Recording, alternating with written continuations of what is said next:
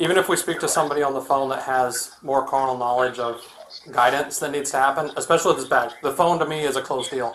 Like his SIM card's in there, but it's actually his phone. We have no rights to seize his phone, right?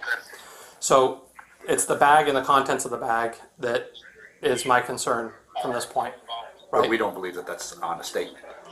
The what? The phone. We do not believe that is an honest statement. Right, but if I say, okay, you have to give your phone, that phone to you guys, and that's actually his property, now we're depriving him of his property. Does that make sense? And can we not have IT verified the MZ and TMZ? There are MAC addresses on the phone that we could verify it. If we know it. I don't know if we log that.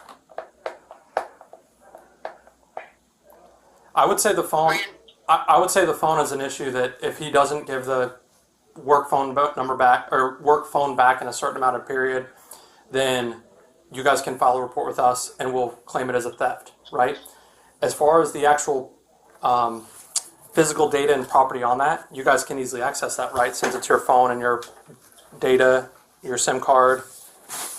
Also, is he asking just for the SIM card? Because we could keep the phone and give him that SIM card. That's what he's looking for. The other direction. It's the other direction.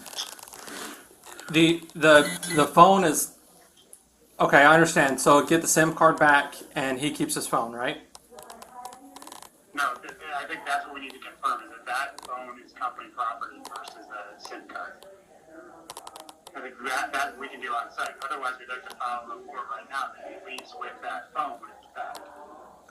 Unless the company has like a record of the personal cell phone or the work cell phone that he bought him. I don't know if they'll be able to do that. Yeah. Can we have some time to confirm the story that he's provided before we trust in it, given his behavior up to this point, to confirm that what he's saying is accurate, and then go from there? Well, I'll talk to him about his cell phone. The bigger issue to me is his bag, right? He has a bag, and inside the bag, he said he has all his own property, right? We already have his work laptop back, which he says the only thing that the work owned. The reason why I would like to speak to an FBI agent or have whoever's involved in the investigation here, they're going to be the ones that would have to seize or look at any of this information from his bag, right? They're the ones that make that decision. Because just like a personal cell phone, we can't deprive him of his personal property, right? And it doesn't sound like it's so easy as he's going to allow anybody to go into his bag to just look through it. And we're not trying to deprive him of his bag or personal property in the bag, but company property, where it's a laptop, a phone, and USBs.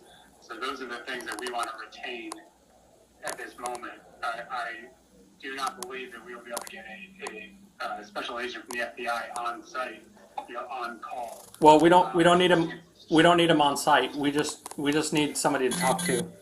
Is there an investigator assigned to this case? There is. Can we try to contact them and get further guidance? Because like I said, I'm not trying to mess up this. It sounds like everybody's done a lot of work on this thing, and I would hate just for a snappy decision on my part to ruin everything, right? Because if he has evidence of these crimes that are alleged in this bag, and we obtain them illegally by any means, and the evidence is going to be thrown out, and then there goes the case. So I'm trying not to step on anybody's toes, but I'm also trying to not violate his civil rights and violate like keeping his property, right? The company doesn't own him. They own certain things that he might have, right? Yep. So what I'd like to do, officer, is we'll reach out to the agent Amos Tang, and do you want him to call into you, or do